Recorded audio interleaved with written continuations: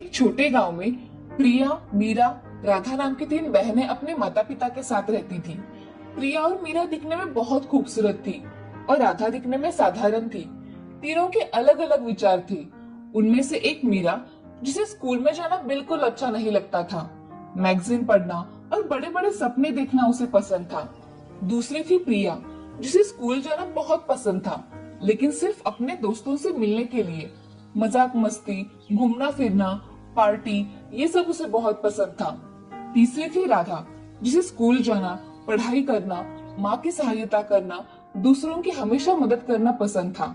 एक दिन माँ मीरा से, मीरा, यहाँ आओ, जरा मेरी मदद करो। नहीं माँ, तुम्हें तो पता है ना, मेरा जन्म छोटे मोटे काम करने के लिए नहीं हुआ है। और अभी तो मैं मैगजीन पढ़ रही हूँ। अरे कभी तो मदद कर दिया करो। आज नहीं तो कल शादी के बाद सबको काम करना ही पड़ता है। क्या शादी के बाद माँ? मैं तो ऐसे इंसान से शादी करूंगी जो बहुत ही ज्यादा अमीर हो, जैसे कि मैगजीन में दिखाते हैं। फिर तो मेरे घर में नौकर चाकर होंगे, तो मुझे कोई काम करने की जरूरत ही नहीं होगी और मैं अपनी लाइफ अपने तरीके से जी पाऊंगी। फिर भी बेटा, कभी कभी काम किया करो। माँ बस भी करो अभी। माँ, मेरे लिए आप बहुत अमीर लड़का चुनना, ताकि मुझे कोई काम ना करना पड़े। मीरा वहां से चली जाती है और शादी की बात सुनते ही प्रिया अपनी माँ के पास आकर, माँ, आप मेरे लिए ना बहुत ही हैंडसम, ऊंचा और जो मेरी हर ख्वाहिश पूरी करेगा ऐसा लड़का ढूंढना। हाँ, तुम्हें भी अच्छा लड़का ही ढूंढ लूंगी, लेकिन काम में हाथ मत लगाना। तुम दोनों के दोनों एक जैसे ही हो, न पढ़ाई में अव्वल और न काम में। तुम दोनों को तो सिर्फ मैगजीन, मूवी जाना इतना ही पता है। तभी माँ को गुस्सा आता देखकर प्रिया वहां से चली जाती है और राधा वहां पहुंचती है। माँ, क्या मैं आपकी कोई मदद कर दूं? अरे नहीं बेटा, तुम बहुत थक चुकी होगी, तुम आराम करो। तुम अपनी बहनों जैसी थोड़ी ना हो, जो दिन भर मजाक मस्ती, सोना उठना, मन चाहा करना। तू तो हमेशा कुछ ना कुछ करती रहती है। अभी अभी तो आई है, थोड़ी देर बात कर लेना। माँ, मैं इतना काम पूरा कर लेती हूँ और फिर आराम कर लूंगी। राधा और माँ अपना काम पूरा कर अपने अपने कमरे में चले जाते हैं। कुछ दिनों बाद उनके पिताजी की हार्ट अटैक से मौत हो जाती है। अब तीनों बहनें अनाथ हो चुकी थी। वो बहुत परेशानियों से गुजर रही थी। कुछ दिनों बाद एक बूढ़ी माँ उनके यहाँ आती है और उन सबको उनके मनपसंद लड़कों से मिलवाती है। मीरा और प्रिया को बहुत अच्छा घर मिलता है और राधा को एक बहुत ही गरीब इंसान मिलता है। राधा ये सब देखकर बूढ़ी माँ से, मेरे नसीब में ऐसा क्यों है माँ? राधा, तुम्हें बहुत जल्द ही पता चलेगा कि तुम्हारे नसीब में ये क्यों है। शादी के बाद मीरा का अच्छे अच्छे कपड़े पहनना, गहने पहनना, बड़े बड़े होटल्स में रहना, ये सब चल रहा था। तो दूसरी ओर प्रिया पार्टीज करना, मूवी जाना, अपने दोस्तों के साथ घूमने जाना, ये तो और जोरों से चल रहा था। तीसरी ओर राधा अपने पति के साथ बहुत मेहनत कर रही थी। 2-3 साल बाद मीरा रोते हुए प्रिया को फोन लगाती है और उसे मदद मांगने लगती है। प्रिया देखो ना, मुझे लगता था कि पैसा ही सब कुछ होता है, लेकिन आज हमारे घर पुलिस आई थी। मेरे पति ने बैंक में बहुत बड़ा फ्रॉड किया है और इसीलिए पुलिस ने हमारी सारी प्रॉपर्टी जब्त कर ली। दीदी, मैं खुद आपको फोन करने वाली थी। आज तक मुझे भी लगता था हैंडसम पति हो और मूवी देखना, पार्टीज करना मतलब जिंदगी की सारी खुशियां बटोरना है, लेकिन ये सिर्फ शान और शौकत की चीज है। मेरा पति मुझे 1 महीने पहले ही छोड़कर दूसरी लड़की के पास चला गया है। 1 महीने से मैं बहुत ही ज्यादा टेंशन में हूँ, लेकिन मुझे समझ नहीं आ रहा था कि मैं क्या करूँ। फोन पर बातें करते वक्त उन्हें अपनी माँ की बातें याद आती है, क्योंकि उनकी माँ उन्हें हमेशा बताती थी कि जिंदगी में कुछ ना कुछ काम करो। अब दोनों बहनें मिलकर राधा के पास जाने का फैसला करती है। दोनों राधा के यहाँ जाती है और देखती है राधा अब बहुत ही बड़े घर में अपने पति और बच्चे के साथ खुशी खुशी रह रही थी। मीरा दीदी, प्रिया दीदी, आप दोनों एक साथ आइए। बहुत अच्छा किया जो आप यहाँ आई। बहुत साल बीत गए, हम सब मिल ही नहीं पाए थे। अब मीरा और प्रिया दोनों ही राधा को अपनी अपनी कहानी बताना शुरू करती है। राधा सब सुन लेती है और राधा अपनी बहनों से, दीदी जो हुआ सो हुआ, अब आप लोग माँ के बताए हुए रास्ते पर चलने की कोशिश कीजिए, मेहनत कीजिए, काम कीजिए और अपनी जिंदगी बदलने की कोशिश कीजिए। मीरा और प्रिया दोनों भी अपनी छोटी बहन राधा के बताए हुए रास्ते पर चलने के लिए तैयार होते हैं और राधा के साथ खुशी खुशी रहने लगते हैं। इस कहानी से हमें ये सीख मिलती है कि ऊपर से सुंदर दिखने वाली हर चीज अच्छी ही होती है ऐसा नहीं होता, इसीलिए मेहनत करना बहुत जरूरी है। सोलापुर नाम के गांव में एक रामलाल और राधा नाम का दाम्पत्य रहा करता था। उनका एक लड़का था जिसका नाम था राघव। राघव एक बड़े कंपनी में जॉब किया करता था। कुछ दिनों बाद राघव की शादी सरोज नाम के लड़की से हो गई। सरोज ज्यादा पढ़ी लिखी नहीं थी, मगर सरोज घर के कामों में माहिर थी। उसको कोई भी काम जल्दी आ जाया करता था। एक दिन राधा रामलाल से, अजी हमें बहू ना बड़ी अच्छी मिली है, मुझे कुछ काम ही नहीं करने देती। हाँ राधा, ये बात सच कही तुमने। मेरे राघव के तो भाग ही खुल गए। हाँ राधा, अब जाओ मेरे लिए चाय लेकर आओ। अभी बनाकर लाती हूँ। ऐसा कहकर राधा किचन में चली जाती है और चाय बनाने लगती है। तभी सरोज वहाँ आ जाती है और सरोज अपनी सास से, माँ जी आपको कुछ चाहिए था? लाइए मैं चाय बना देती हूँ।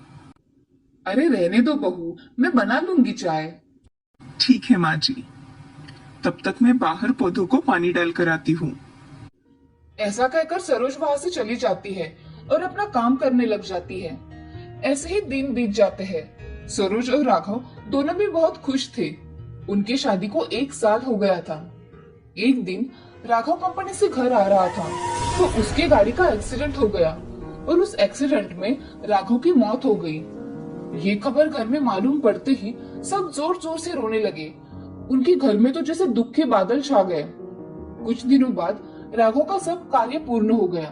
अब राधा का सरोज के प्रति बर्ताव बहुत ही बदल गया था। राधा उसे अब आए दिन बहुत टोका करती थी, उसे खरी खोटी सुनाया करती थी, जैसे कि उसी की वजह से उसका बेटा चला गया। एक दिन सरोज अपने कमरे में रो रही थी और खुद से ही बातें कर रही थी।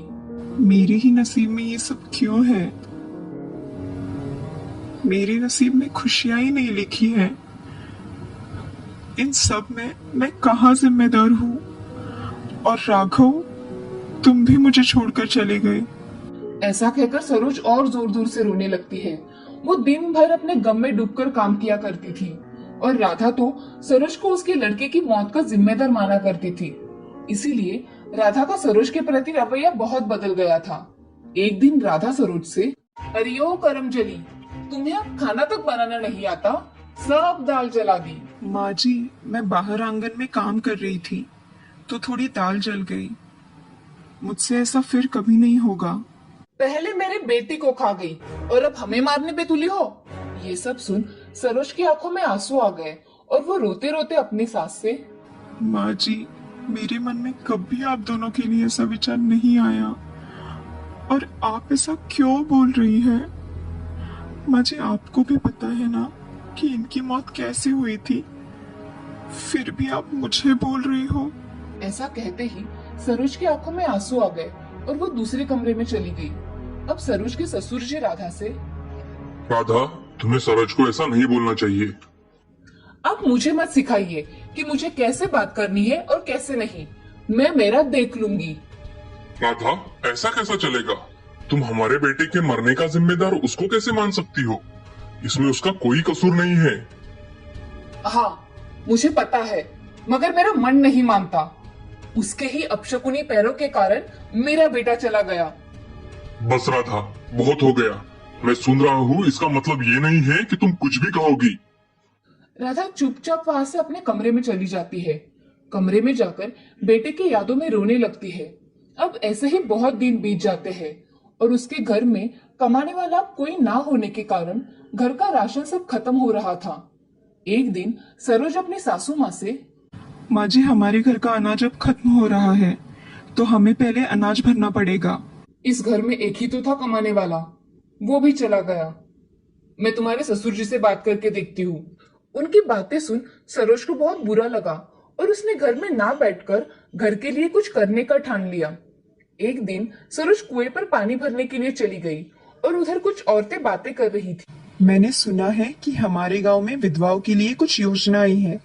अरे विधवाओं ने कुछ काम करना अच्छा लगता है क्या? उन्हें सिर्फ घर का काम करना चाहिए। तुम चुप करो रेशमा, मैंने भी यही सुना है। ये योजना ग्राम पंचायत में आई है। कैसी योजना है सुमन दीदी, मुझे भी बताइए। अरे सरोज, हमारे ग्राम पंचायत में योजना आई है, उसका तुम लाभ ले सकती हो। उसके लिए तुम्हें तुम्हारे कागजात लेकर जाना होगा। मैं जाकर देखूंगी। हाँ ठीक है, तुम जाकर देखो। ऐसा कहकर सरोज अपने घर चली आती है और घर आते ही सरोज घर के काम करने लगी और आगे क्या करना है इसके बारे में सोचने लगी। तभी उसके ससुर जी सरोज से, बहू, हमारे गांव की ग्राम पंचायत में एक योजना आई है। मैं चाहता हूँ कि तुम उस योजना का लाभ लो। पिताजी, मैं भी यही सोच रही हूँ, कल जाकर देखती हूँ। हाँ बहू, तुम जाकर देखो और कुछ मदद लगे तो मुझे बताना। ऐसा कहकर रामलाल वहां से चले जाते हैं। अब सरोज अगले दिन अपने सारे काम जल्दी जल्दी खत्म करके ग्राम पंचायत के ऑफिस में चली जाती है। वहां जाकर सरोज सरपंच जी से, सरपंच जी नमस्ते, मुझे ऐसे पता चला है कि विधवाओं के लिए कुछ योजना आई हुई है।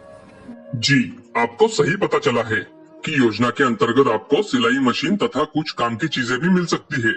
आपको सिलाई मशीन चाहिए क्या? उसका ट्रेनिंग भी है जिससे आपको सिखाया जाएगा कि आप कैसे कपड़े सिलवा सकती है। मुझे वह ट्रेनिंग करना है सरपंच जी, आप मेरा नाम लिख लीजिए उस ट्रेनिंग में। मैं अभी लिखवा लेता हूँ, आपका अगले हफ्ते में ट्रेनिंग होगा। जी सरपंच जी, अब मैं चलती हूँ। ऐसा कहकर सरोज घर पर आ जाती है। अब सरोज को इतने दिनों बाद कुछ नया काम करने की चाह के कारण उसे बहुत अच्छा लग रहा था। उसी के कारण सरोज ने घर के सारे काम जल्दी जल्दी खत्म करके सोने चली गई। अब एक हफ्ता कैसे बीत गया पता ही नहीं चला। अगले हफ्ते में सरोज का सिलाई करने का ट्रेनिंग शुरू हो गया। अब सरोज वो ट्रेनिंग मन लगाकर करने लगी और उसे सिलाई करने का काम बहुत अच्छे तरीके से आने लगा। उसकी हाथ की कला देख सभी संतुष्ट थे। अब सरोज को सिलाई मशीन घर में काम करने के लिए मिली थी। वो सिलाई मशीन देख सरोज उसके पैर पड़ती है और अपना काम करना शुरू कर देती है। उसके पास अब गांव के बहुत सारे कपड़े सिलवाने के लिए आया करते थे, इसीलिए सरोज को वक्त ही नहीं मिलता था कि वो दूसरी बातें मन पर लेकर सोचे। अब सरोज महीने के अच्छे खासे रुपए कमाया करती थी। उसने एक महीने के सारे पैसे इकट्ठा किए और अपने सास ससुर जी से, माँ जी, ये मेरी महीने की कमाई है, ये आप अपने पास रखिए। नहीं बहू, मैंने तुम्हें बहुत गलत समझा। तुम सच में हमारी बेटी निकली। मैंने तुम्हें इतना कुछ कहा मगर तुमने मेरा कहना मन में ना लेकर खुद की तरक्की की। नहीं माँ जी, ये सब आपकी वजह से हुआ है। आप अगर मेरे पीछे नहीं खड़े रहते तो मैं ये सब नहीं कर पाती। अरे बहू, तुमने हमारा नाम रोशन कर दिया।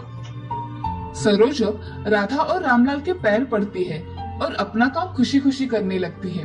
कुछ महीनों में सरोज ने अपने साथ और कुछ लड़कियां काम करने के लिए रख ली थी और उनके साथ मिलकर सरोज अच्छा काम किया करती थी। सरोज अब स्कूल के ड्रेसेस और बाकी के सारे कपड़े सिलने में माहिर हो चुकी थी, जिसे विधवा कहकर चिढ़ाने वाला समाज आज उसकी तरफ सम्मान पूर्वक देख रहा था। इस कहानी से हमें ये सीख मिलती है कि किसी को भी कभी भी कम नहीं समझना चाहिए।